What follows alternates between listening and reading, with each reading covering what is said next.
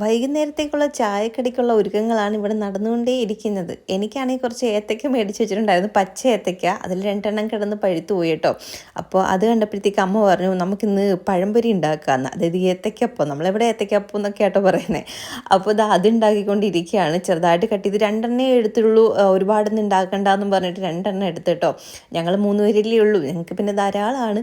അത് കാണുമ്പോൾ എനിക്ക് വായിക്കൂടെ കപ്പലോടും കേട്ടോ. അതുകൊണ്ട് ചൂടാറുന്നതിന് മുന്നേ ഞാൻ അതിൽ നിന്ന് എടുത്ത് കഴിച്ചു. അണ്ടകളാകും വരെ വെന്തു പോയതുപോലായിരുന്നു എനിക്ക് തോന്നി. ഇത് നല്ല ചൂടുണ്ടായിരുന്നു. ചെണ്ണയിൽ അങ്ങോട്ട് കോരി വെച്ചതല്ലേ ഉള്ളൂ. എൻ്റെ ആക്രാന്തം മുതൽ ഞാൻ എടുത്ത് വായിലിട്ടാണ്. അതെന്തായാലും 1.5 പണിയായോ എന്നൊരു സംശയമുണ്ടേ. ചെറുതായിട്ടൊക്കെ പൊള്ളിയതേ ഉള്ളൂ. പിന്നെ ഞാൻ ഊതി ആറ്റിയൊക്കെ എന്തായാലും പിന്നെ അത് ഫുള്ള് ഞാൻ കഴിച്ചു. അപ്പോഴത്തേക്ക് ഇത് അമ്മ ചായ ഇടുന്നുണ്ട്. കുഞ്ഞ് വന്നിട്ടുണ്ടായിരുന്നേ. പിന്നെ ആക്കെടുത്ത് ഓടിപ്പോയി കുളിച്ചിട്ട് വരാൻ പറഞ്ഞു. കാരണം നമ്മുടെ ഏത്തയ്ക്കപ്പവും ചൂട് ചായ ഇങ്ങനെ ഇരിക്കുകയല്ലേ.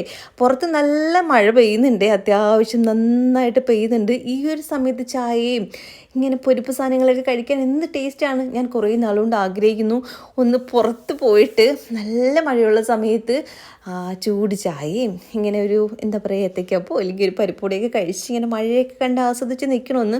പക്ഷെ പ്രഗ്നൻ്റ് ആയതിനു ശേഷം പുറത്തോട്ടൊന്നും പോകാൻ പോലും പറ്റിയില്ല. ഈ 8-9 മാസം ഞാൻ ഇങ്ങനെ വീടും ഹോസ്പിറ്റലും ഇത് തന്നെയായിരുന്നു ശരണം. അല്ലാതെ എങ്ങോട്ടും പോകുന്നില്ല. ആകെ ക്ഷീണവും തളർച്ചയും ബുദ്ധിമുട്ടും അതിൻ്റെ കൂടെ ഓരോരോ കാര്യങ്ങളും ഒക്കെ ആയിട്ട് വീട് തന്നെ ശരണം. ഈ റൂമിനകത്തായിരുന്നു മിക്കപ്പോഴും ഞാനിങ്ങനെ കാലം കഴിച്ചു കൂട്ടിക്കൊണ്ടിരിക്കുന്നത്. അതുകൊണ്ട് തന്നെ ഒരു വല്ലാത്തൊരു മടുപ്പൊക്കെ തോന്നി തുടങ്ങിയിട്ടുണ്ട് കേട്ടോ എനിക്ക്. പിന്നെ നമുക്ക് ചായയൊക്കെ കുടിച്ച് കുറേ കഴിഞ്ഞപ്പോഴത്തേക്ക് അമ്മ ഇവിടെ കാരക്ക കൊണ്ടുവന്നു. നിങ്ങളുടെ നാട്ടിൽ ഇതിനെന്താ പേരെന്ന് പറയണത്? എൻ്റെ ഫേവറേറ്റ് ആയിട്ടാണ്, പക്ഷേ കുഞ്ഞിനെ ഇഷ്ടമല്ല കേട്ടോ. അതങ്ങനെയാണ്, ചില കാര്യങ്ങൾ അങ്ങനെ ഇഷ്ടമേ അല്ല.